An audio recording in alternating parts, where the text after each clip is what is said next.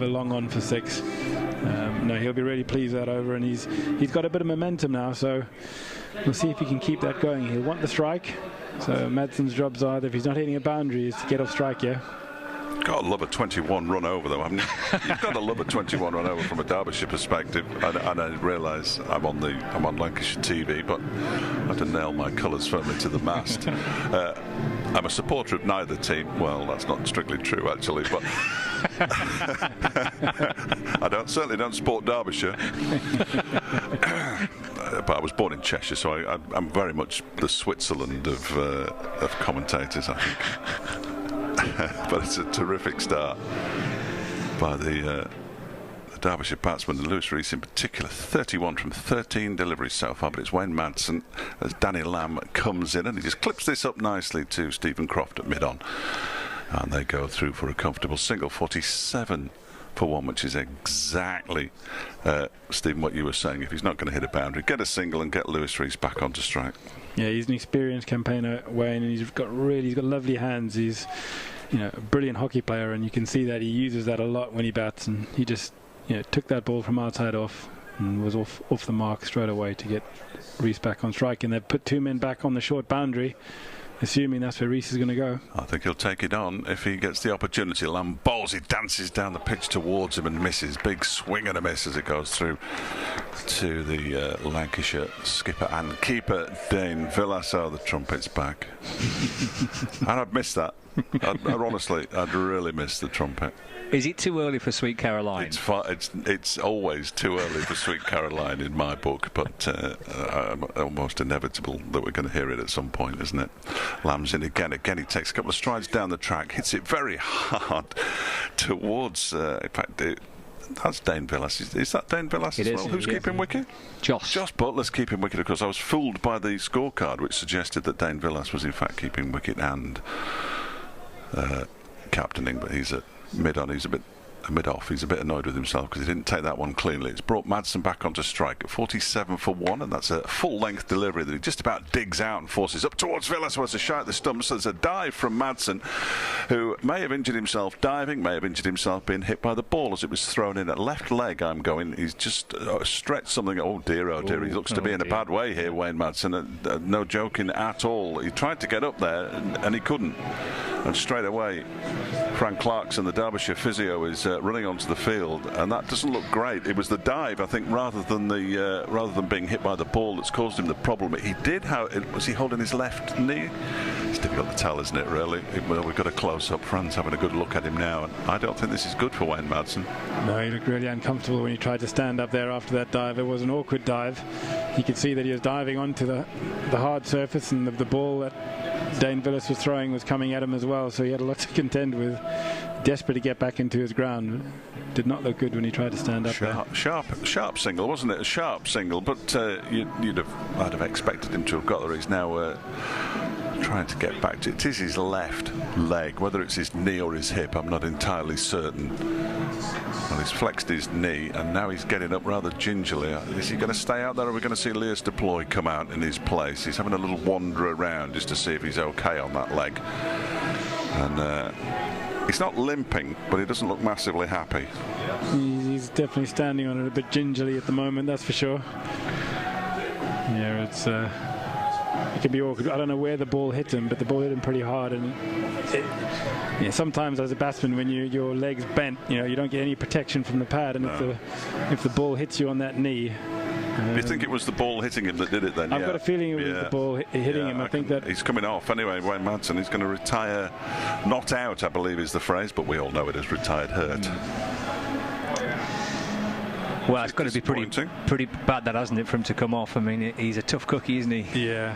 No, he wouldn't want to come off now, that's for sure, without having a very good reason. And the fact that he's having to be supported on the way off suggests that that leg of his is not in a good shape. So from a Derbyshire and from his own perspective, they're going to hope that it's a superficial injury that's causing him pain at the moment, and not something which is going to keep him out with the games coming thick and fast. I was just going to say, the problem with this competition is, all right, get off and get it seen to, but they're playing on Friday night at Grace Road, Sunday afternoon back at the county ground against Birmingham, and then it's Tuesday, Thursday, Friday next week, I think. So you haven't got an awful lot of time to rest up, have you, in the T20 Blast?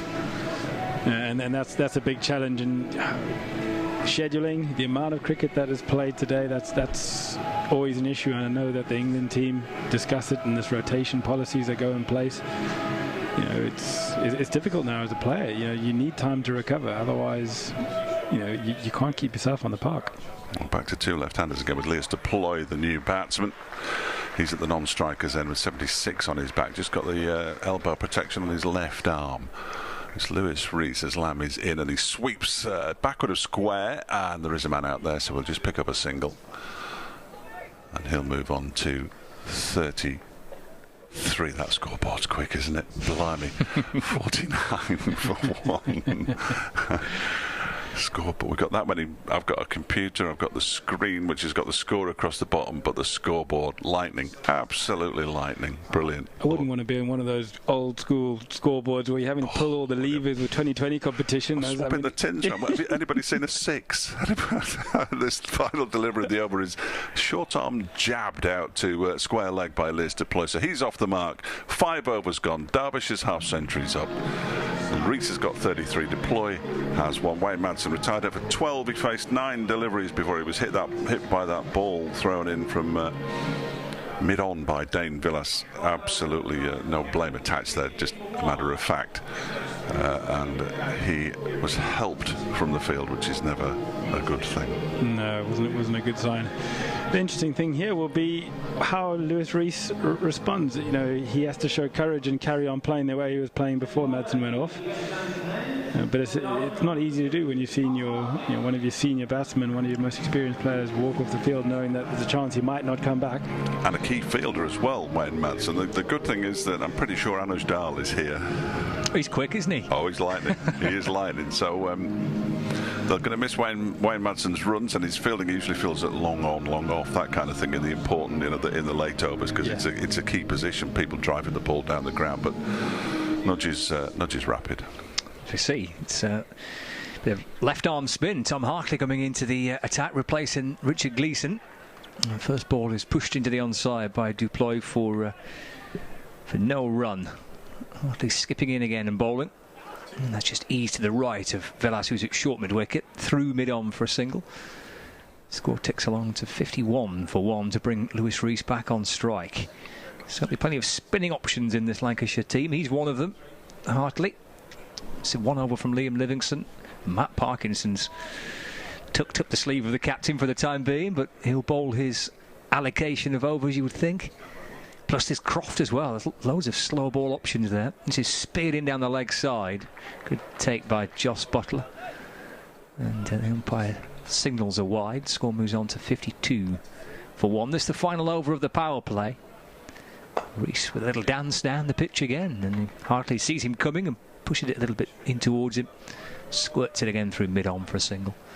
Rees moves to 34 not out from 17 balls faced. 4 fours and a 6. And Deploy back on strike. Little twirl of the bat as Hartley comes bouncing in over the wicket and muscles it over Villas's right shoulder up towards the wide long on boundary. Livingston out there in the deep, fielding in front of the hotel. Deploy settles for a single. He moves up to 3, brings Rees back on strike. 34 not out, 54 for 1. Hartley into Rees, step to the leg side, and Hartley pushed it a little wider down the leg side. The keeper takes it, but the umpire stretches his arms out, signals a wide. Second one of the over. And doing a little bit of dancing, is Lewis Rees. He's playing games with him, that's for sure, yeah. And I think Jos will be having words with Hartley if he throws any more down that leg side.